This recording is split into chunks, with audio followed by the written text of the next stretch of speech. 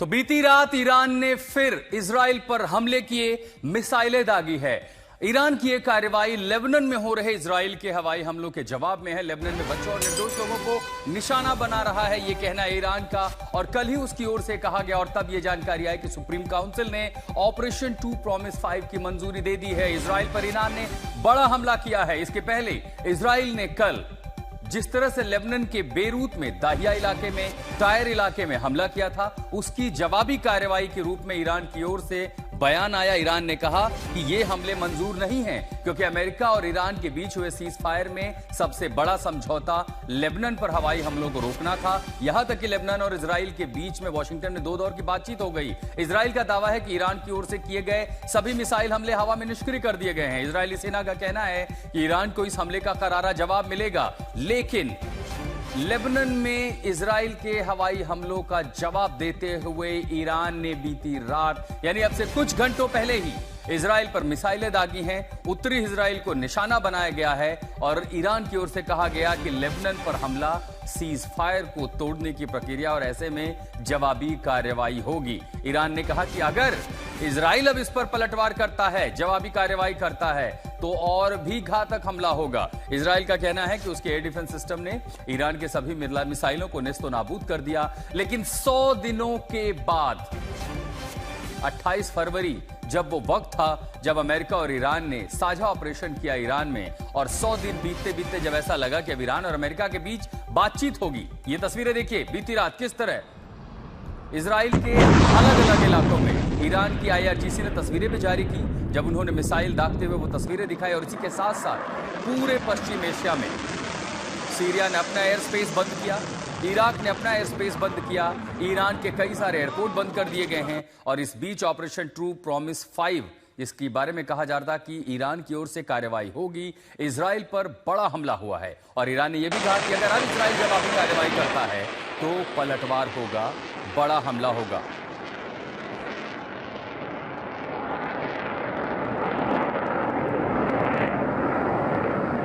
ये अब से कुछ देर पहले की वो तस्वीरें हैं जब ईरान की ओर से इजराइल पर मिसाइलें दागी गई। आपको फिर बता दें 100 दिनों के बाद बीते दिन जिस तरह से बेरूत, लेबनान की राजधानी बेरूत के दाहिया और टायर में इजराइल ने हमले किए थे, उस हमले में बड़ी संख्या में निर्दोष नागरिक मारे गए।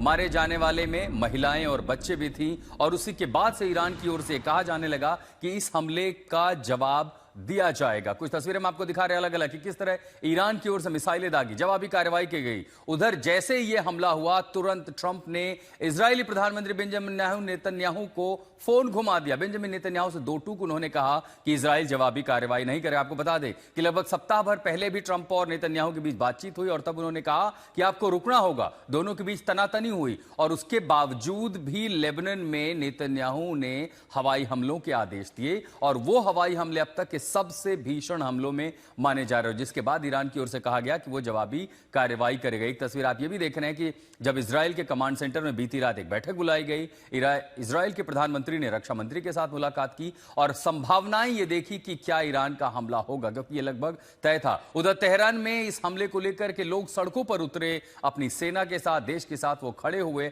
और जवाबी हमले अगर हुए तो विनाशकारी नतीजे होंगे, यह भी कहा है ईरान ने। हमारे सहयोगी सुमित चौधरी हमारे साथ जुड़ रहे हैं। 100 दिनों के बाद पश्चिम एशिया क्या एक बार फिर तनाव और जंग के नए दायरे के मुहाने पर है? सुमित, बीती रात वो हुआ जिसके बारे में ऐसा लगता था कि संभवतः इसको रोका जा सकता है क्योंकि अमेरिका ने बार बार ईरान के कई ठिकानों पर हमले किए, उसके बावजूद भी ईरान ने जवाबी कार्रवाई सिर्फ कुवैत पर की या उसके साथ UAE में की। लेकिन अब तो सीधे सीधे इजराइल पर मिसाइलें दागी हैं। आगे अब क्या? देखिए बिल्कुल आपने सही कहा, बिल्कुल, क्योंकि अब तक देखा जो जा रहा था आशुतोष, तो यही देखा जा रहा था कि शायद लेबनान को लेकर इजराइल पर इस तरीके के अटैक ईरान ना करे। लेकिन ईरान भी बार बार कहता है, ईरान लगातार इस बात को कहता है कि देखिए अगर लेबनान पर अटैक बंद नहीं हुए तो फिर इस सीज फायर का कोई मतलब नहीं है। 28 फरवरी से जब से अमेरिका इजराइल ने ईरान पर अटैक किए थे, उसके बाद से ही इजराइल ने भी लेबनान के अंदर बड़े ऑपरेशन की शुरुआत कर दी थी। लेकिन जो संघर्ष विराम था वो ईरान, अमेरिका और इजराइल के बीच हो तो गया था, लेकिन रह रहकर लगातार एक दूसरे पर अटैक किए जा रहे थे। लेबनान पर फिर भी शांति बरकरार नहीं हो पाई थी और एक बार फिर से कल रात को ईरान ने वही पोस्टर अटैक दोबारा से करने शुरू किए जिसकी बातें वो कर रहा था। ईरान ने स्पष्ट रूप से कहा कि लेबनान से वो पीछे नहीं होने वाला, अपने स्टैंड से पीछे हटने नहीं वाला, और उसी के लिए लगातार ईरान के कई इलाकों से, कई मिसाइल लॉन्चर से, कई आप कह सकते हैं कि साइलों से बड़े अटैक्स इनिशिएट किए गए इजराइल के नॉर्दर्न पार्ट में, यानी जो लेबनान से लगता हुआ इलाका है वहां पर ये अटैक ज्यादा किए गए। आशुतोष, नहीं, ये भी देखिए कि वॉशिंगटन में 2 दौर की बातचीत इजराइल और लेबनान के बीच हो गई। खुद नेतन्याहू ने कहा कि ये धीरे धीरे हिजबुल्लाह का डिसार्म करेंगे और करेंगे, लेकिन कल जिस तरह से हमला उन्होंने किया और खासकर बेरूत में बड़ी संख्या में बच्चे मारे गए हैं, वहां पर निर्दोष नागरिक मारे गए, मतलब बेरूत का दहिया में आपने एक बार बड़ा ऑपरेशन कर लिया कि आपने हिजबुल्लाह प्रमुख को मार गिराया टायरे के साथ। उस हमले के जवाब में ईरान ने यह तय कर लिया था, क्या ईरान ने यह कैलकुलेशन नहीं किया था कि इजराइल की ओर से जवाबी कार्रवाई होगी? देखिए, ईरान ये मान के चल रहा था कि जब तक ये जो इजराइल की तरफ से कार्रवाई की जा रही है शायद रुक जाए। हालांकि देखिए, आप और मैं दोनों जानते हैं, क्योंकि आप भी उस इलाके से वाकिफ हैं, आप भी उस इलाके में जा चुके हैं, कि लेबनान का इलाका, साउथ लेबनान का इलाका इजराइल के लिए हमेशा से बहुत सेंसिटिव और बहुत स्ट्रैटेजिकली इंपॉर्टेंट एरिया रहा है। लगातार इजराइल मानता है कि अगर हिजबुल्लाह को उस इलाके से हटाया नहीं गया तो ये लंबा खतरा है जो इजराइल को जिससे जूझना पड़ेगा। और शायद इसी वजह से जब ईरान पे अटैक किए गए, उसी बीच लगातार एक तरीके से इजराइल ने बड़े ऑपरेशन चलाए, यहाँ तक कि उसकी जो सेनाएं हैं वो 10 किलोमीटर के इलाकों में आगे बढ़ गई। लितानी रिवर के ठीक पहले तक ही वो पहुंच गई, और शायद यही डर लगा था ईरान को भी था कि अगर इसी तरीके से इजराइल की सेनाओं ने बढ़त बना ली तो निश्चित तौर पर हिजबुल्लाह के वजूद पर बड़ा सवाल खड़ा हो जाएगा, जिसको लेकर ईरान कहता था ईरान। लेकिन अब हुआ क्या कि लगातार सीजफायर तो हुआ, लेकिन इजराइल नहीं रुका, और शायद इसी वजह से मुझे लगता है कि जब हिजबुल्लाह के पूरे वजूद पर ही खतरा मंडराने लगा, तब ईरान ने वो पोस्टर अटैक, अगर आप इससे कह सकते हैं कि बड़े अटैक किए। हालांकि देखिए, अब तक कितना नुकसान इजराइल में हमलों को लेकर हुआ है ये अब तक तय नहीं हो पाया, लेकिन ईरान ने स्पष्ट रूप से कह दिया कि अगर इजराइल नहीं रुका तो फिर वो और भी बड़े हमले करता रहेगा। यानी इसे चेतावनी के तौर पर एक हमले के रूप में देखा जाए। सुमित, आप बने रहे हमारे साथ, कुछ तस्वीरें में हम दिखा रहे कि कैसे IRGC की ओर से ये तस्वीरें जारी की गई हैं जब ईरान पर जवाबी कार्रवाई की गई है। आपको फिर बता दें, बेरूत में इजरायली हवाई हमलों की जवाबी कार्रवाई ईरान ने इजराइल पर मिसाइलें दाग के की हैं। बेरूत में कल भारी हमला किया गया था इजराइल के द्वारा, जिसके तुरंत बाद यह कहा गया ईरान की ओर से कि वो अब इसको जो है सीज फायर का उल्लंघन मानता है।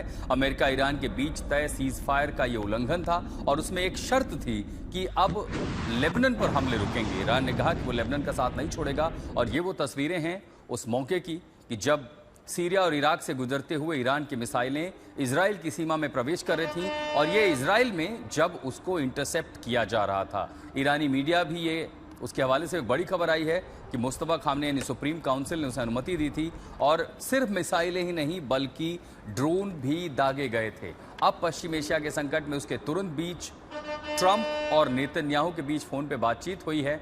सैयद अराक्ची ने ईरान और लेबनान के झंडों की एक साथ तस्वीरें भी पोस्ट की हैं, लेकिन ये वो तस्वीरें हैं जिसकी संभावना 100 दिनों के बाद एक बार फिर पश्चिम एशिया में तनाव बढ़ा।